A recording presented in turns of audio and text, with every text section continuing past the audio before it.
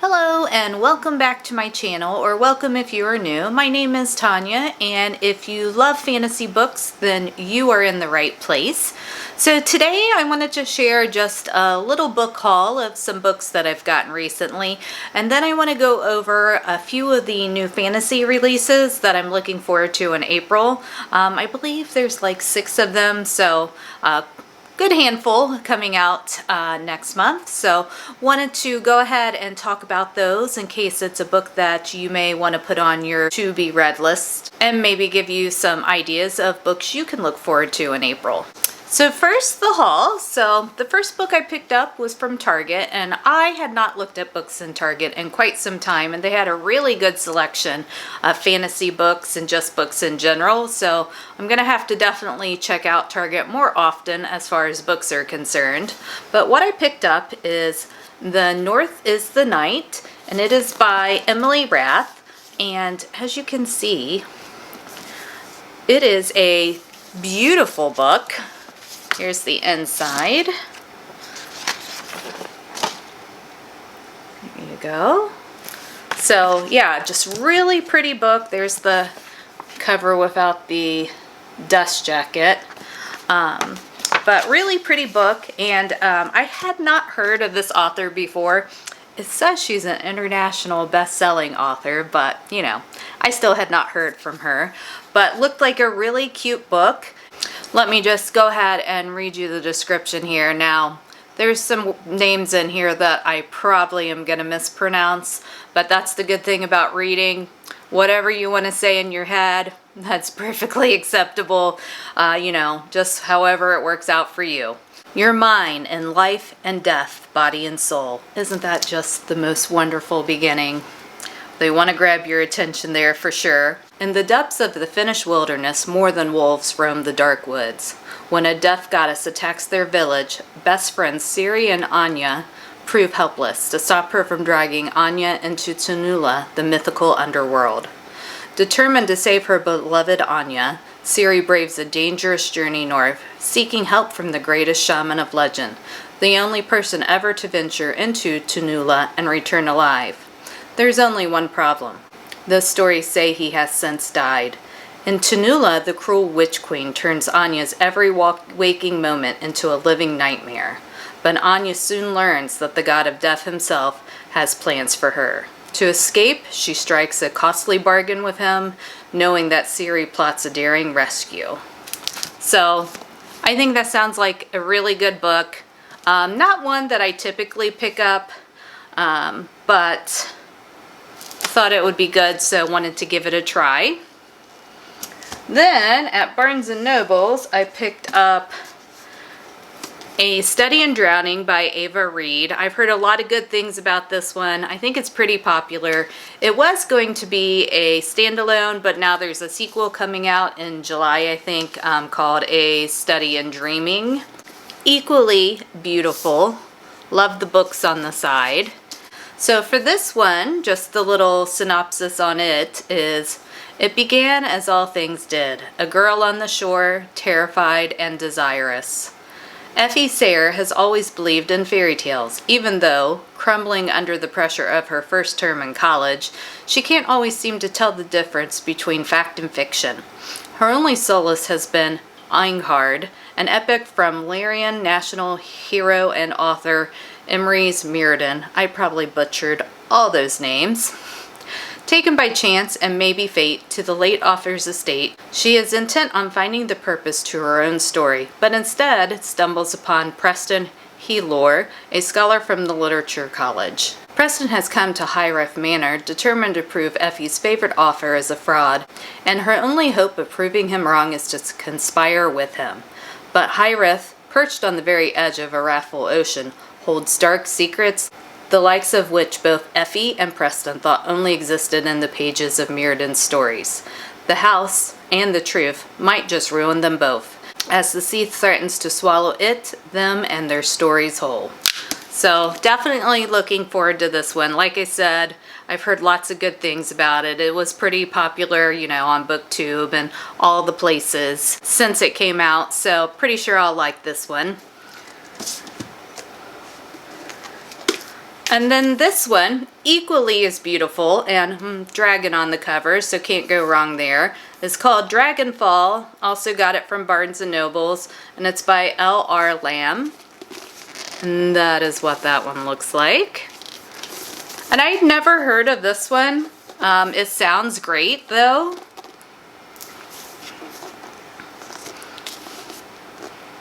Long ago, humans betrayed dragons, stealing their magic and banishing them to a dying world centuries later. Their descendants worship dragons as gods, but the gods remember and they do not forgive. Thief Arcady scrapes a living on the streets of Vatra. Desperate, Arcady steals a powerful artifact from the bones of the Plaguebringer, the most hated person in Lumet history. Only Arcady knows the artifact's magic holds the key to a new life among the nobles at court and a chance for revenge. The spell connects to Everin, the last male dragon foretold to save his kind, dragging him through the veil. Disguised as a human, Everin soon learns that to regain his true power and form and fulfill his destiny, he only needs to convince one little thief to trust him enough to bond completely, body, mind, and soul, and then kill them. So, this one also sounds amazing.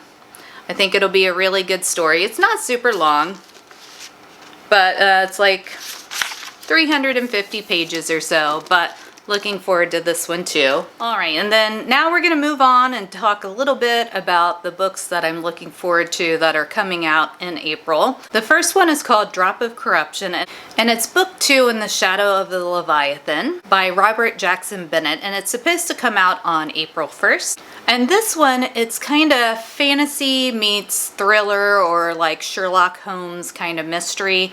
The main character in it is a detective, so it's kind of a fun little twist on a fantasy book.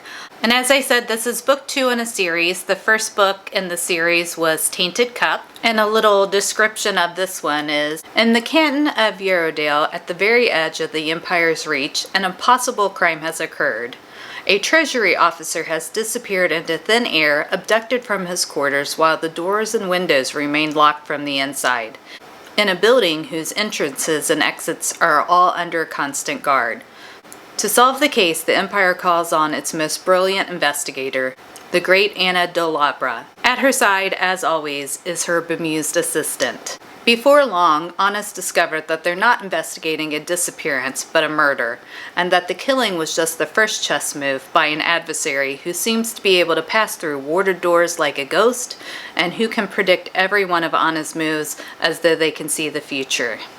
So definitely a fun little twist on a fantasy book, because you kind of have that Sherlock Holmes element, detective mystery being solved, along with the fantasy elements as well. And this is definitely one that I plan on reading. On April 8th, Fearless by Lauren Roberts is coming out. So this is the third book in that series, so it'll be nice when this one comes out on the 8th. I could just, start at the first one and just plow my way right through those. It's kind of nice to sometimes to not have to wait for the books to actually come out. So it's always nice to have a completed series to read. So for this one, Peyton and Kai return to the kingdom of Ilya, and Peyton has a life-altering choice to make. Whatever she decides will determine her fate and the fate of those around her forever. In the ultimate battle of love and loyalty, who wins?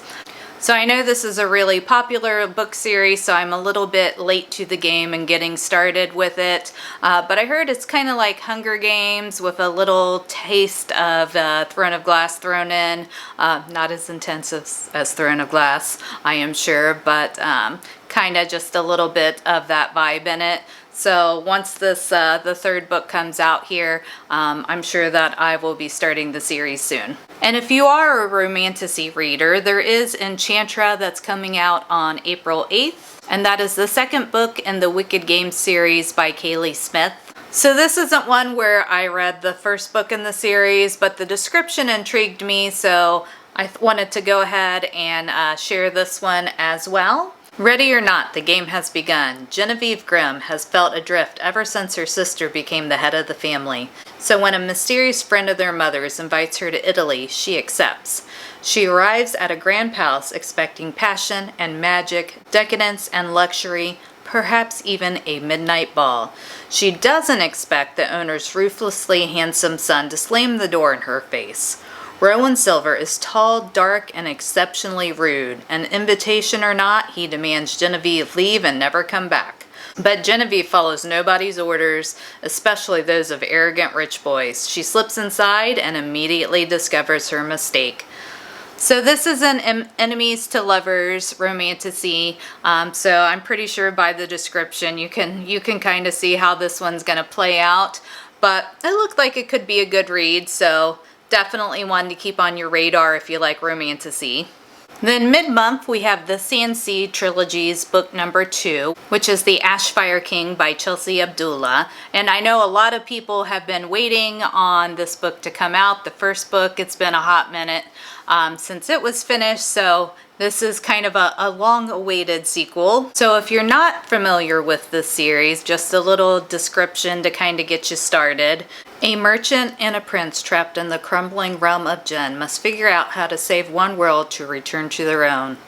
Neither here nor there, but long ago, after fleeing a patricidal prince, legendary merchant Luli al-Nazari and banished prince Mazen bin Malik find themselves in the realm of Jinn, but instead of sanctuary, they find a world on the cups of collapse. So the first book in the series had great world building, and I'm sure that's going to continue into the second book. So if that's, your jam as far as fantasies are concerned, then definitely check out the series. Like I said, we've been waiting a while for the second book to come out. So it's nice that we're finally going to get to hear some more of the story. So also coming out April 15th is A Fellowship of Bakers by Jay Penner. Now this book actually came out, I think back in 2023, but it's being released as a deluxe edition, I believe April 15th. This is a really cute kind of cozy fantasy story. It's not your traditional fantasy, but there are magical elements in it, and it definitely falls in the cozy fantasy realm. A human, a dwarf, and an elf walk into a bake-off. Now, how couldn't you want to pick up a book that starts out like that? I think it's just a really cute, unique concept. In the heart of Aidenshire, where elfish enchantments and dwarven delights rule, Arletta Starstone, a human confectionist, works twice as hard perfecting her unique blend of baking and apothecary herbs. So when an orc neighbor secretly enters her creations into the prestigious elven baking battle, Arletta faces a dilemma. So, like I said, not your traditional kind of fantasy book, but it sounds really cute. I haven't picked up this book before. I'll probably wait till the deluxe edition comes out and pick it up then. But if you're into cozy fantasy, definitely put this one on your list. And then the final book I'm going to mention today is The Floating World by Axie O, and it comes out on April 29th, so at the end of the month. And for this one, it's supposed to be like a mix of Final Fantasy and Shadow and Bone, and doesn't that just sound like the most intriguing combination you've ever heard? The look of the cover on it, I think you definitely kind of get that Final Fantasy feel from it, but this sounds like it could be a really interesting book, and it's going to be a series, so one that is on my radar to definitely pick up. Sunho lives in the underworld, a land of perpetual darkness. An ex-soldier, he can remember little of his life from before 2 years ago when he woke up alone with only his name and his sword. Now he does odd jobs to scrape by until he comes across the score of a lifetime, a chest of coins for any mercenary who can hunt down a girl who wields silver light.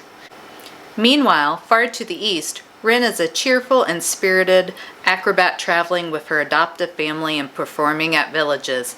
But everything changes during one of their festival performances when the village is attacked by a horrific human-like demon.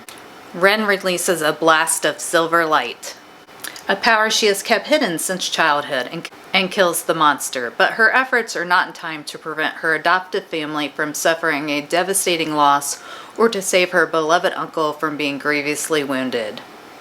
So definitely looking forward to this one. Not sure exactly how many books are going to be in the series, but it's based off a Korean legend called the Celestial Maidens, and I think it's just going to be a nice play of magic, mythology, and romance. So this is definitely one that I plan on picking up for myself. And that's all the books that I will be sharing today. Are there any books coming out in April that you're looking forward to that I didn't mention today? If so, just leave it down below in the comments. I always love a good book recommendation. So take care, and I'll catch you in my next video. Bye.